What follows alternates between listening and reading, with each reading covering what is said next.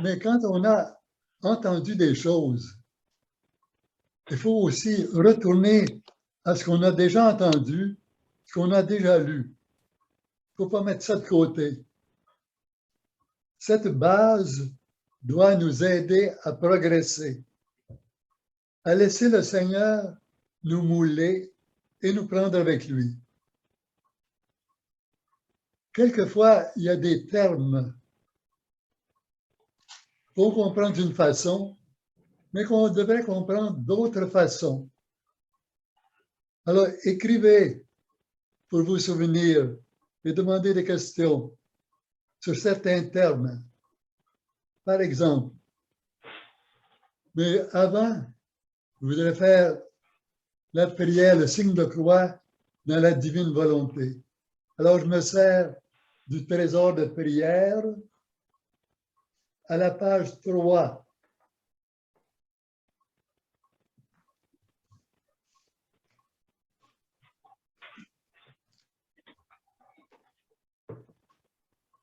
Le signe de la croix dans la divine volonté. Père, que ta volonté qui s'est révélée en Jésus, par la puissance de l'Esprit Saint, règne en nous par Marie, Mère de Dieu.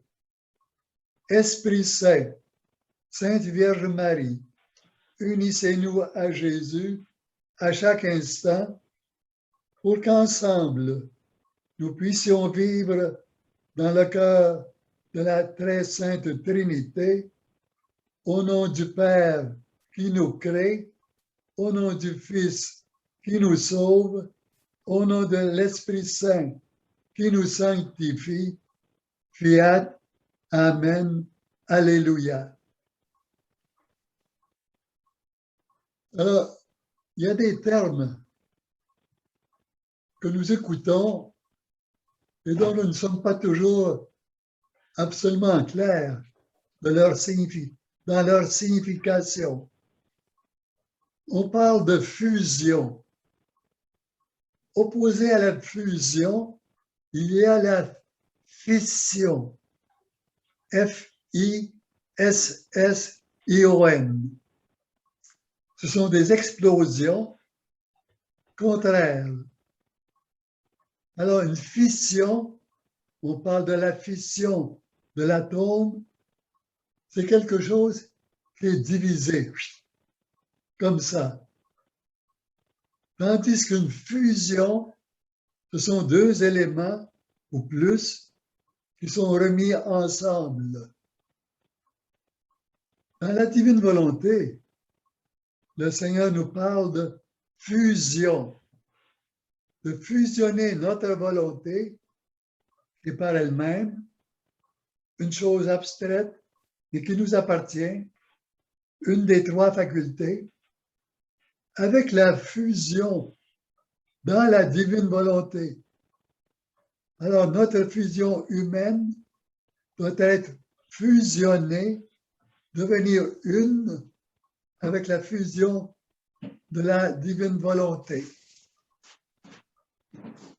pour que la nôtre disparaisse. Parce que notre volonté humaine est pleine d'imperfections. On le voit dans le péché d'Adam et Ève et dans nos péchés à nous. Dans notre vie, nous pouvons voir très bien que nous aurions fait la même chose qu'Adam et Ève, peut-être pire ou plus vite. N'accusons pas Adam d'être la cause de tout. Jésus est continuellement abusé, souffrant à cause de nos fautes à chacun de nous.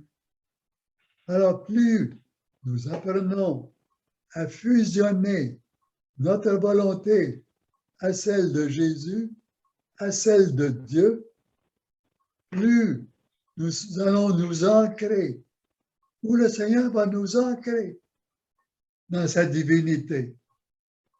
C'est un processus qui n'est pas visible extérieurement. ça commence intérieurement. Il y a des effets qui se font sentir dans notre comportement.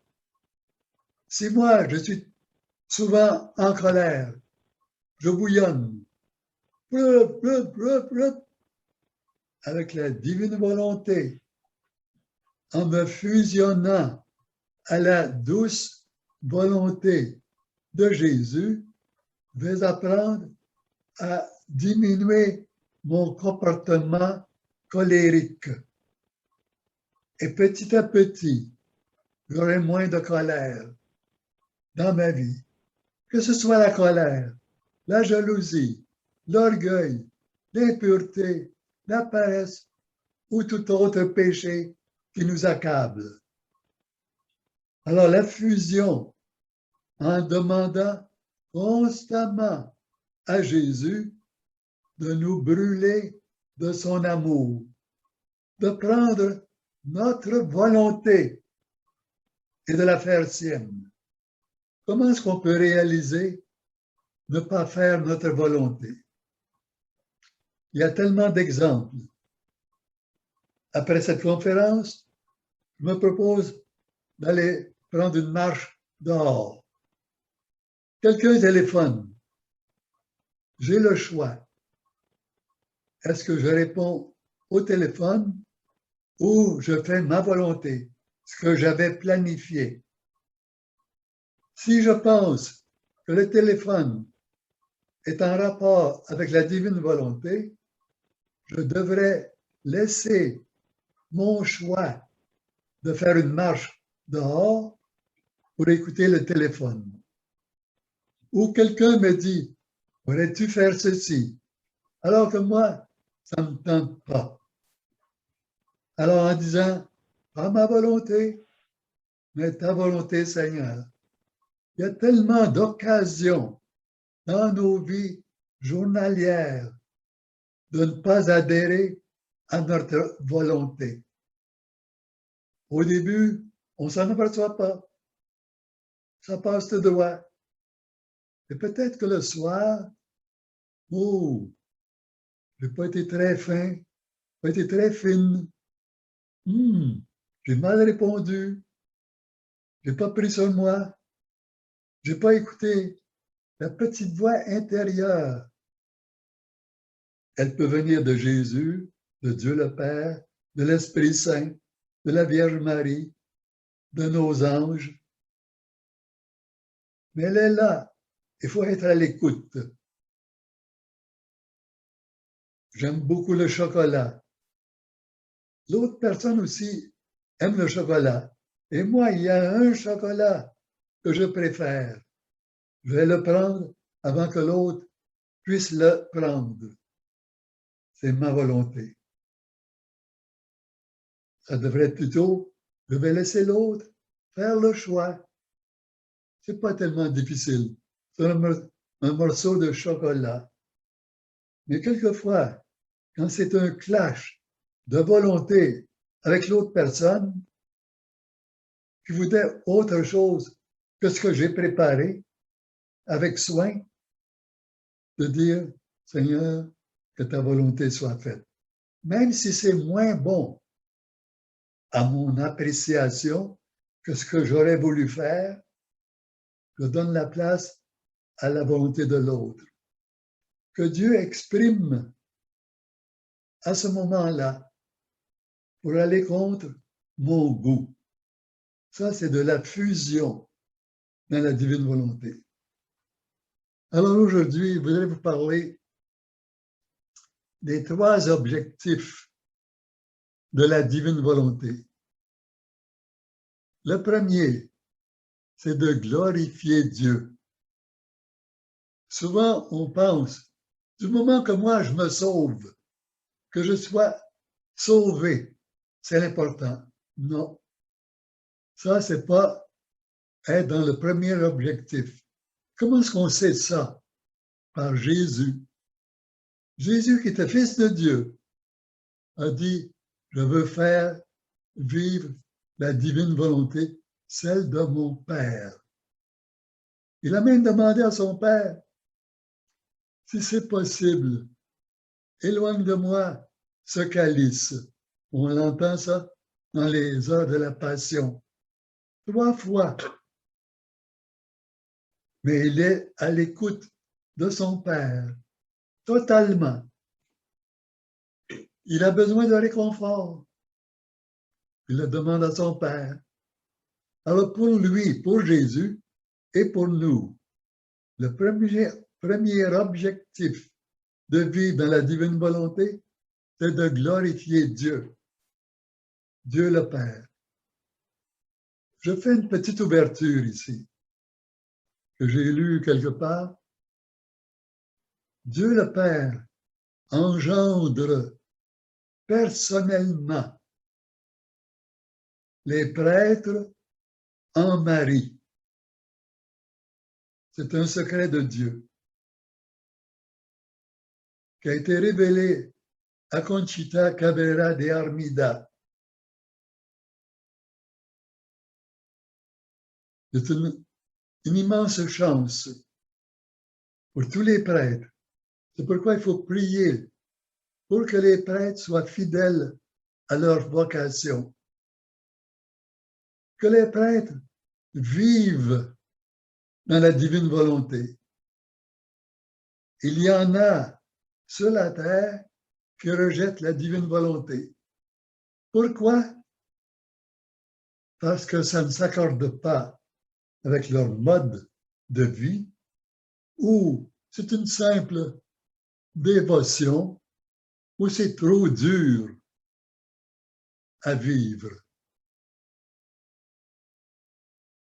Alors priez pour les prêtres, prions pour les prêtres. Glorifiez Dieu. Alors, je vous donne une référence au livre 14, volume 14, le 21 avril 1922. Volume 14, le 21 avril 1922. Dans mon édition, c'était la page 33.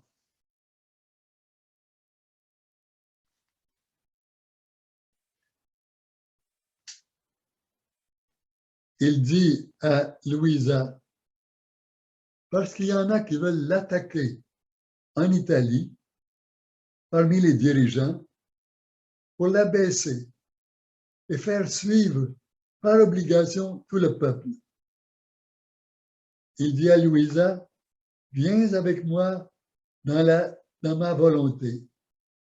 Élevons-nous entre le ciel et la terre et adorons ensemble la majesté suprême.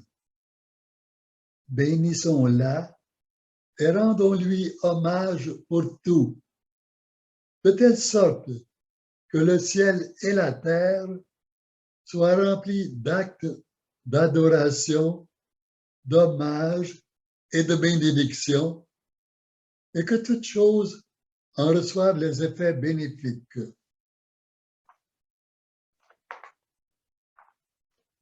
Il y a aussi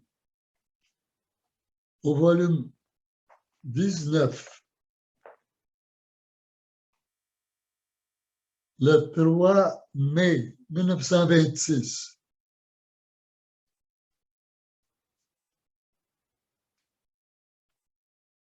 dans mon édition, c'est la page 43.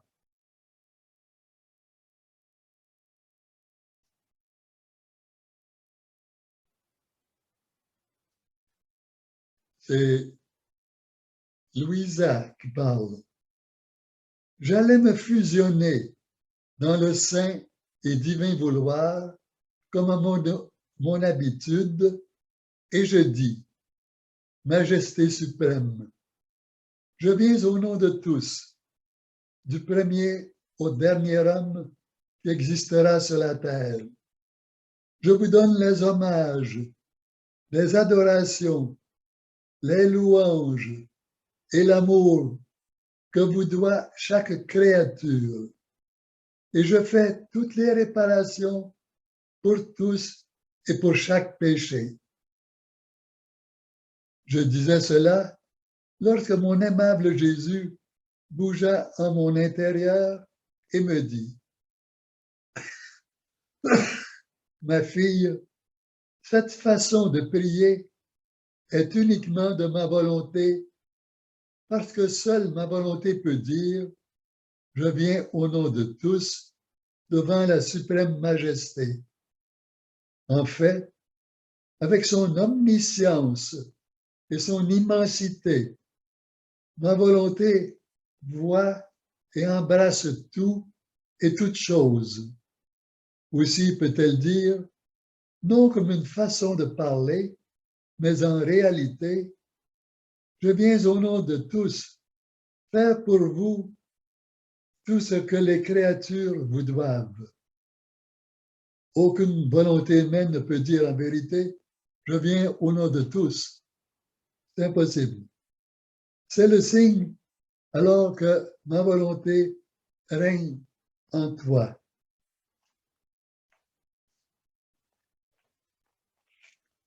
Aussi, dans le volume 17, le 8 mars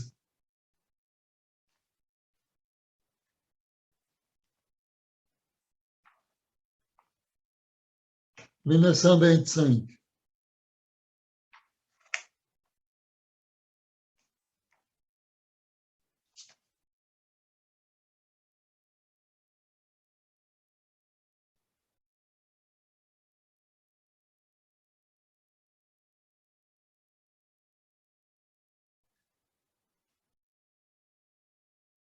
pendant que je désirais ainsi rejoindre les actes de la suprême volonté pour les baiser, ou au moins placer sur chacun un « je t'aime », je sentis mon doux Jésus bouger en moi et une lumière illuminer mon esprit. Jésus me dit, « Ma fille, veux-tu retracer tous les actes que ma volonté a effectués pour le bien des créatures? Viens avec moi dans mon humanité comme je le désire tant. Tu dois savoir que mon humanité a parcouru tous les chemins de l'éternelle volonté et à chacun des actes qu'elle a accomplis pour le bien de toutes les générations humaines, j'ai adjoint l'un des miens. Il était en effet éminemment convenable que je fasse ainsi en l'honneur de mon Père céleste. Tous ces actes faits par mon humanité, je les ai placés en dépôt dans la divine volonté, afin qu'il donne sans cesse à mon divin Père cet honneur légitime que les créatures ne lui rendent pas, et pour amener l'éternelle volonté à faire la paix avec la volonté humaine.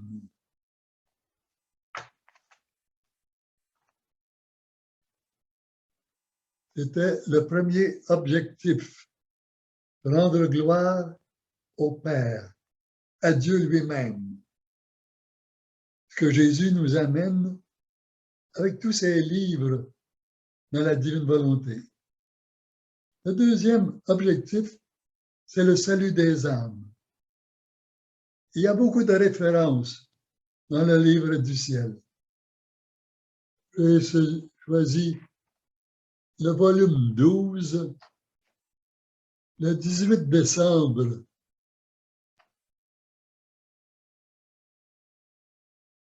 1918. C'est le 10 décembre 1918. Moi, j'ai la page 63 dans cette édition.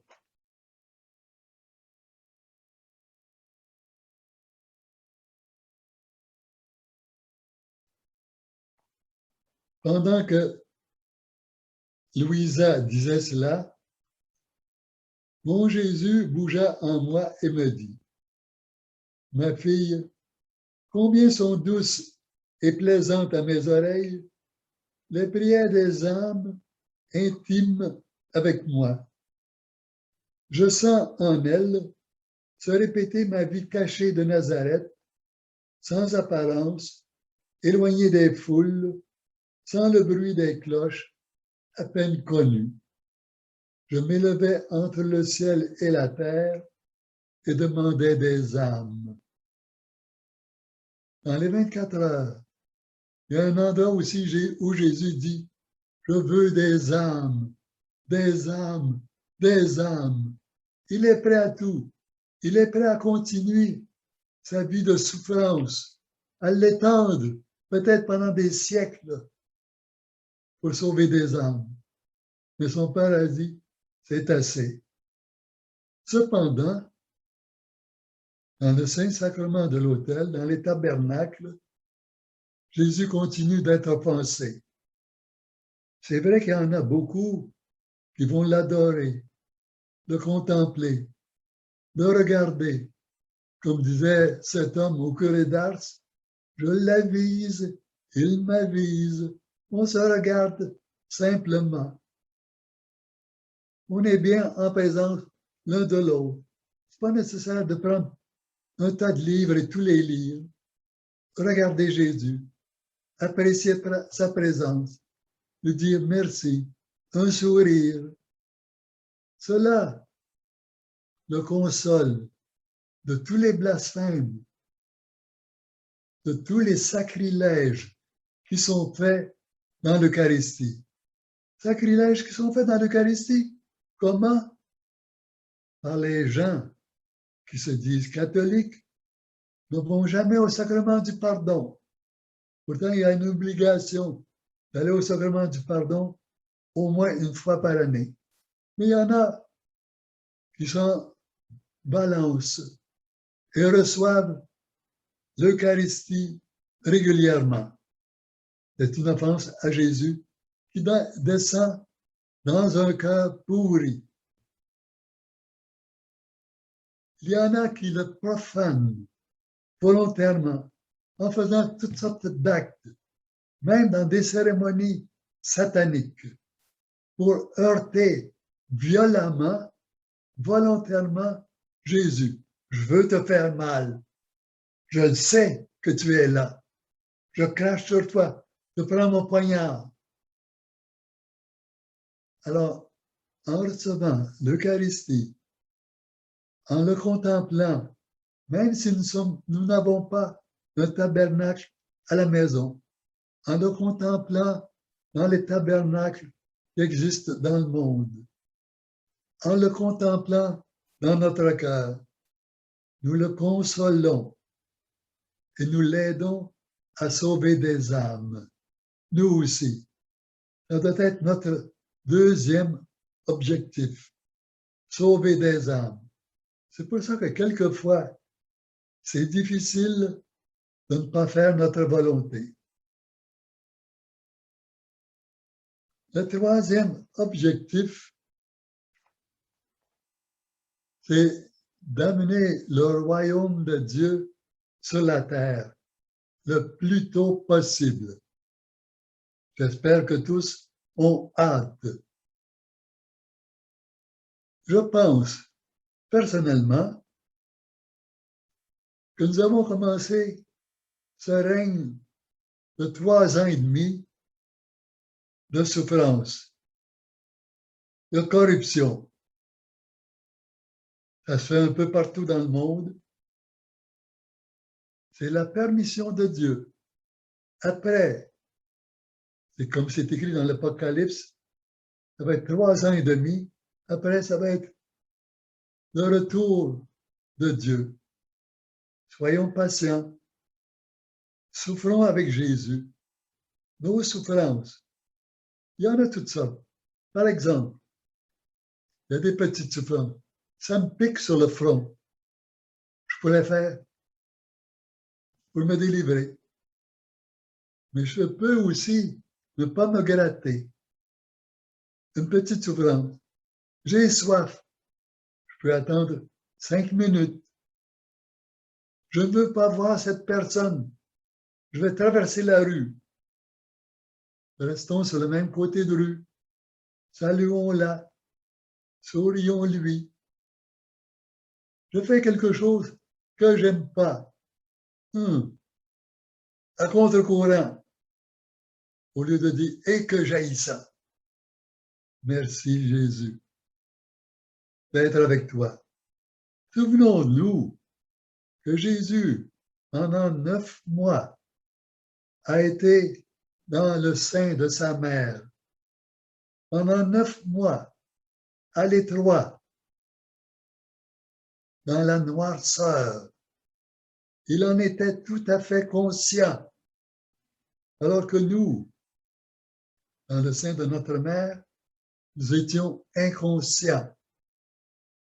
Mais Jésus, pendant 9 mois, je vous ai déjà donné l'exemple d'un cardinal en Pologne, on avait collé contre le mur et on l'obligeait à garder les yeux ouverts, collé contre le mur, essayer de le faire. Et lorsqu'il fermait les yeux, on le piquait par en arrière. Jésus, pendant 9 mois, volontairement, par l'amour de chacun de nous, Pierre, Paul, Marie, Élisabeth, qui que nous soyons, il l'a fait non pas en grognant. Si je pouvais échapper, j'ai donc hâte d'en sortir. Ce serait notre façon de faire, mais pas lui. Merci, Père. Merci. Et avec amour, il l'a fait. Essayez de vous coller contre le mur, les yeux, pendant 1 minute. C'est dur. Alors Jésus l'a fait pour nous. Et nous, tous nos petits sacrifices, ne pas accomplir notre volonté, déroger à nos plans, c'est quelquefois difficile, mais justement, cela qui nous aide à faire venir le royaume de Dieu sur la terre. Et Jésus l'a dit un jour, il y a un tel nombre d'actes qui doivent être accomplis dans la divine volonté pour que j'amène mon royaume sur la terre. Alors cela dépend de chacun de nous, nos petits actes, que ce soit un petit sacrifice ou un gros, peu importe, le Seigneur les accepte tous et nous souvenons-nous que lui, dans son humanité, quand il était sur la terre, a fait chacun de nos actes. Ça lui a été permis par la divinité, par son côté divin, qui était uni à son côté humain. Alors, il a refait chacun de nos actes, que ce soit les plus faciles ou les plus douloureux. Et il nous a enlevé beaucoup de souffrances. Il les a pris sur lui, sachant combien nous sommes faibles. Il nous a évité beaucoup d'occasions de pécher, sachant combien nous sommes faibles. Est-ce que nous reconnaissons nos faiblesses? Ne disons pas « Oh, moi, j'ai de temps en temps un peu de jalousie, un petit peu de vanité. » C'est être aveugle, complètement sur soi. Le démon vient de tous côtés, sachant que nous sommes faibles. Et il nous a étudiés, chacun de nous. Il voit où sont nos côtés faibles.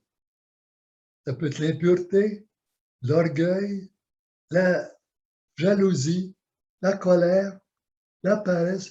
Il y en a tellement de côtés faibles en nous. C'est pourquoi nous devrions nous référer à Jésus. Jésus, viens vivre en moi. Sans toi, je ne peux rien. On n'est pas encore arrivé à l'état où Louisa disait, Seigneur Jésus, t'es pas là. Où es-tu? J'en souffre. C'est pire que la mort. J'aimerais mieux mourir. On n'est pas rendu là encore. Elle l'aimait. Nous, notre amour est tout petit. Mais en nous y habituant, Jésus va nous donner des forces à chacun de nous. Et même, il va soutenir les autres qui sont autour de nous, ou même s'ils ne sont pas autour de nous, qui nous sont rattachés spirituellement. Il y a tout un réseau, comme le réseau des téléphones, de l'Internet. Il y a tout un réseau spirituel qui va toucher tous les gens de la terre. Ceux qui ne connaissent pas Dieu, qui ne connaissent pas Jésus, qui ne connaissent pas l'Église catholique, qui ne connaissent pas la divine volonté, et sont touchés par notre vie, par notre adhésion à la divine volonté. Pour nourrir cette vie dans la divine volonté, il faut lire. Lire les livres.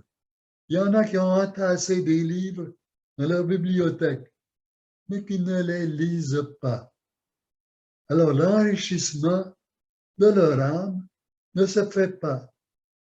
Jésus a bien dit, je donne une grâce à chaque mot.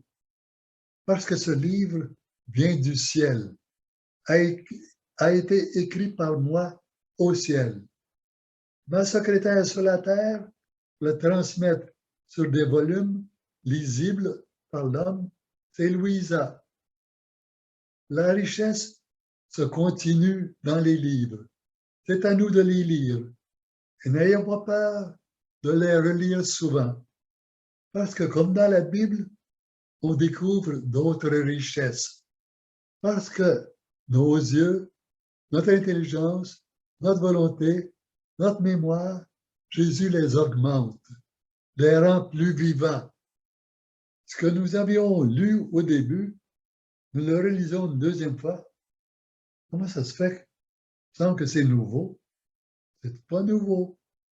Mais l'adhésion que nous avons à la divine volonté se fait plus grande, donc plus vivante, plus lumineuse. Elle va mieux comprendre. Pas seulement comprendre, mais nous donner des forces pour agir, pour vivre.